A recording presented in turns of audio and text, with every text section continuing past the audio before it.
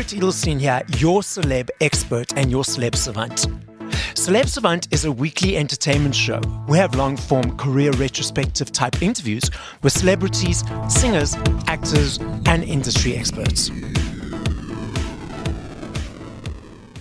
When you smile, you can light up the sky, give a glimpse of a paradise.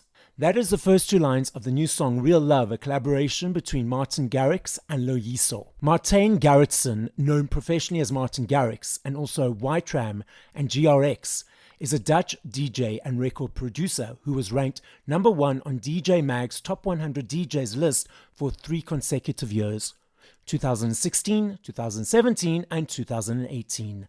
He's best known for his singles Animals, In the Name of Love and Scared to Be Lonely. Garrix has performed at music festivals such as Coachella, Electric Daisy Carnival, Ultra Music Festival, Tomorrowland, and Creamfields. In 2014, he headlined the first edition of Ultra South Africa, making this his first major festival. In the same year, he became the youngest DJ to headline the 2014 Ultra Musical Festival at the age of 17. He was a resident DJ at Spain's High Ibiza in 2017 and Ushuaia Ibiza 2016 and 2018. He founded the label Stamped Records in 2016, months after leaving Spinning Records and before signing with Sony Music. Hailing from just outside of Port Elizabeth, South Africa, singer, songwriter and producer Lloyiso wields the kind of voice that instantly tugs at heartstrings. At 16 years old, he appeared on South African Idol and placed 5th in the competition. Taking over social media, Lloyiso amplified his voice globally by posting covers on Facebook before embracing YouTube. He gained the endorsement of everyone from Kygo to Tiger and gradually amassed an enthusiastic audience. He launched his TikTok during 2020, generating tens of millions of views and attracting the attention of labels worldwide. Finding his home, he notably made history as the first South African artist signed to Republic Records. He kicked off the ensuing era with the 2021 fan favorite Seasons, before revealing Speak, What I Would Say, and Let Me Love You Now. Martin could only stay for 15 minutes of the conversation, so the first part of the interview is with Martin, and the second part of the interview is with Lloyiso. Up next on Celeb Savant, we've got Martin Garrix and Lloyiso. So first of all, Martin, where do we find you in the world? How are you doing and what's happening in your life? Nice to see you. I'm in Los Angeles. I'm here to make new music, and I'm doing a lot of Vegas shows in between. A month from now, I have 2 big shows in my home country, Amsterdam. So I'm also very busy with preparing for that. Lloyiso, where do we find you? Are you in South Africa? I'm in Pretoria right now, bro. I'm about to experience my second load shedding of the day. But Martin, do you know what load shedding is? Lloyiso, have you explained it to him? Yes. So yeah, it's Martin. So power cuts where they cut the power for about 2 hours to 4 hours. Like where there's no power, you can't do anything. Well, the area you live in, or like the whole country is like to store power. So yeah, I'm getting to that point again. So let's focus on the positive things. So heading back to Martin. So Martin, let's rewind. So at what age did you decide, cool, I want to be in the entertainment industry or the music industry? And how did that journey progress to where we are today?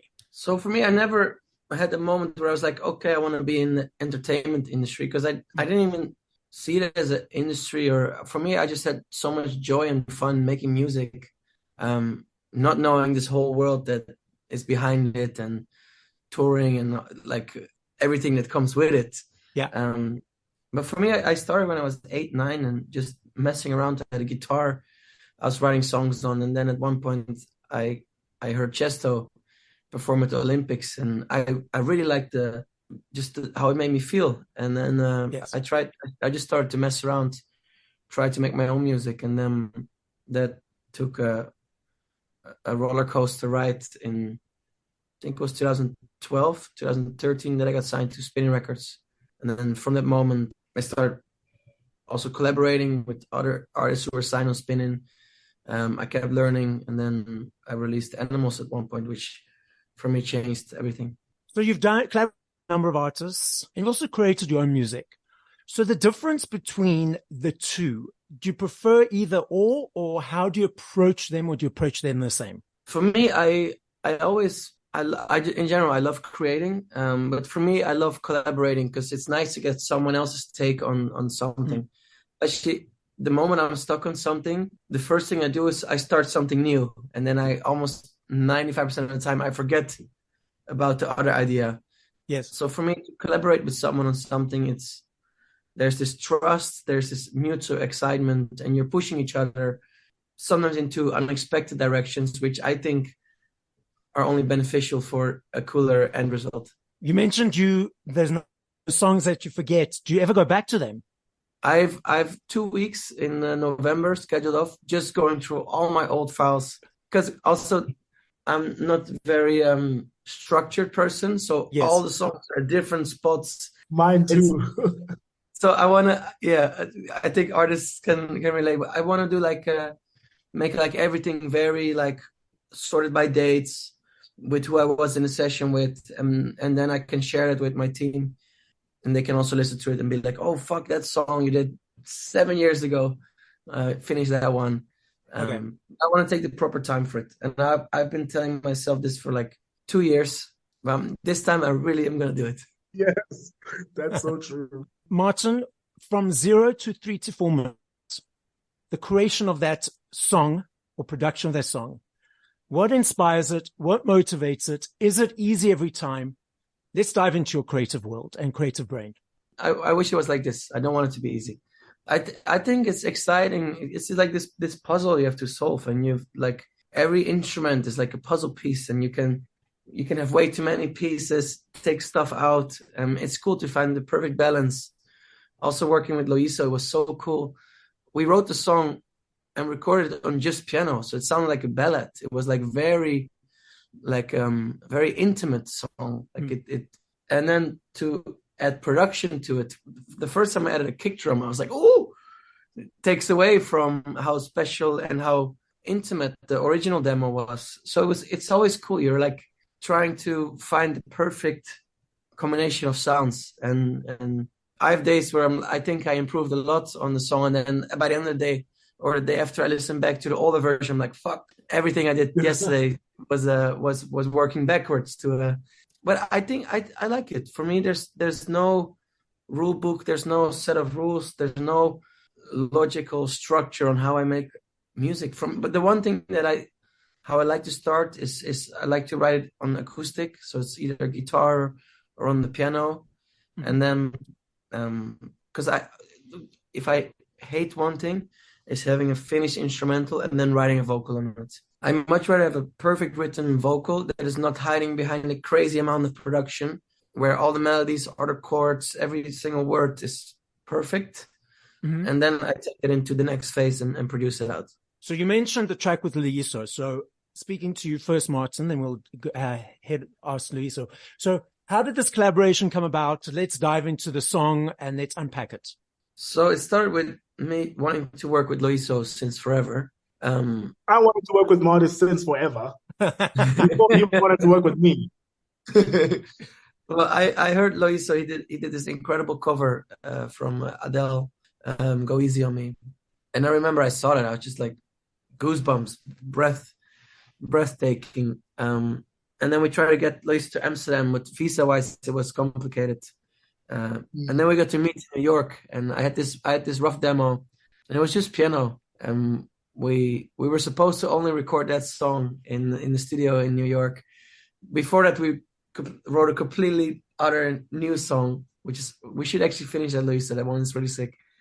Yes, sir. But it was fun. There was an instant connection. There was a lot of joy in the studio. I could never ever work with someone who I don't like, who I don't click with. And there was an instant click. I'm super excited with the song. A lot of joy in making it, and a lot of joy in playing it live. And I can't wait to perform it live together with Lloyiso. Martin is a perfectionist. This man got me singing the same thing probably 100,000 times until we got it. And I respect that so much, because for him to get where he is, he definitely needs to be very specific in how the word sounds, or how the letter sounds, or how you begin the song, the tone. So I learned a lot from that experience. I learned that it doesn't take 2 hours to get a hit song. Not like a hit song, not meaning or 50,000 listen to it. We talking global hits. A song that will go on for years and years and years and years. So for me, it was a dream come true. As I've been saying, it's something that I've been wanting to do, and I've always been in love with EDM, house music, and working with Martin was literally the most amazing experience. I mean, we went to an open mic, and before we even got into the studio, and he was running around asking somebody for me to get on stage and sing. I was like, get my friend to sing. He has a crazy voice. You will not believe it. When he goes on stage, they were like, yeah, sure. I was like, I promise you, once he goes on stage, you'll freak out. And then finally he got to go on stage, and everybody was like, yeah. And then they finally got it. They were like, why did you tell us sooner? I was like, I told you already 2 hours ago. Cool. So Martin, I've got a couple more questions for you, and then if you need to dash, then I'll just carry on with Lloyiso. Is that okay? Cool. Yeah, I'll do it. Perfect. Okay, so Martin, I love this game. Lloyiso, you're going to have time to think for later, but we're going to be discussing other things in between, so you might forget. I love this game. I know if I had to ask you this question in 2 hours, 2 days, 2 months, I know your answer will be different because there are millions of them. If you had to play 5 songs by other artists once we finish this conversation, what would those 5 songs be and by whom? Well, I have so many go-to tracks. That's what I know. I know it's hard. So just 5 at top of your head, 5. Daft Punk, One More Time. Avicii, Bromance, Tim Burke, the remix. Nadia Ali, Pressure, Alesso remix. 2 more. Chesto, Lethal Industry. And Real Love. And Real Love. There we go. Bucket lists of 3 artists that you've yet to collaborate with that you'd like to. Love to collaborate with Coldplay one day. That would be a dream. The Killers would be very cool. Paul McCartney. Awesome. So putting it out there, all those will be on your next album. And thank you for your time. And then I'll just carry on with Lloyiso. So if you need to dash, I appreciate it. Thank you so much for your time. Thank you so much. Appreciate you. Thank you. Love you. Love my time. See you. See you. Bye, Cheers, Mike. guys. So Lloyiso, let's now dive into your experience in the entertainment industry. So what age did you think, cool, I want to be in the entertainment industry?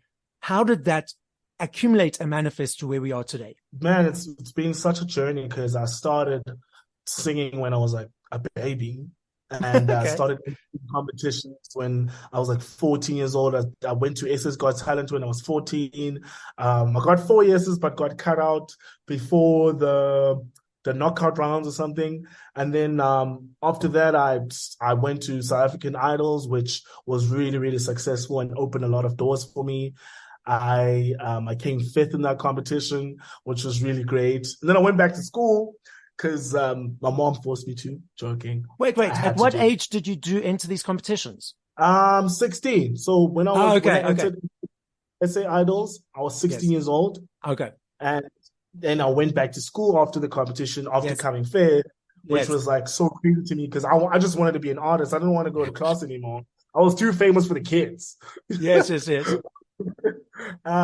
So how did you deal with that? So you're on this high, you want to create music, you top 5, and then there's a classroom. How did your mind and energy balance the two in order to think, okay, cool, it's just a bit of patience and a bit of time until I can get into the studio? I mean, for me, it was that I could come back home and sing, that got me through everything. Because at that time already I was looking for opportunities to sing at talent shows, to anywhere that I could stand up on stage and do something. So that dream kept me alive and doing what I had to do in order to do what I want to do, which is music. And it was challenging coming out of matric and going to varsity when I went to varsity for 3 weeks. I tried to study teaching, and then I just dropped out. I was like, I couldn't do this. So it's been such a up and down journey for me. Why did you choose teaching initially? Because I think I was trying to find something to study. Yes. Because my parents were very reluctant that I should do something after school and not take a gap because music is so risky and unstable. I was like, the only thing that could give me opportunities overseas, well, that's what I was told, is through teaching. And obviously you can move overseas and do the music thing and just use it as a cheat code, basically. Yes. And I was like, yeah. And then I got to school and I was like, no way. There's no way I'm sitting in this class. I used to have these colorful headphones where I used to carry them to class and then I used to make music in class. And one time I got called by the lecturer and he was like, can you play us what you're actually doing on your laptop? Because you seem to be very busy. Little did he know that this guy was a great artist already. So I play him my music and he's super impressed. And he's like, you know what? If you want to do that, you can do that anytime you want to.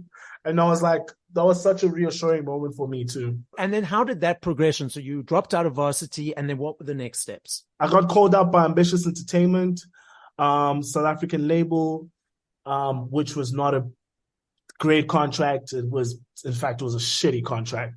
I was young and I was 18 years old and I kind of didn't know what I was getting myself into. Okay. And I was just eager to get out of home and do something and kind of, I was hungry for music. I just wanted to do music. Yeah. And they got me in and they told me all these things that would do for me.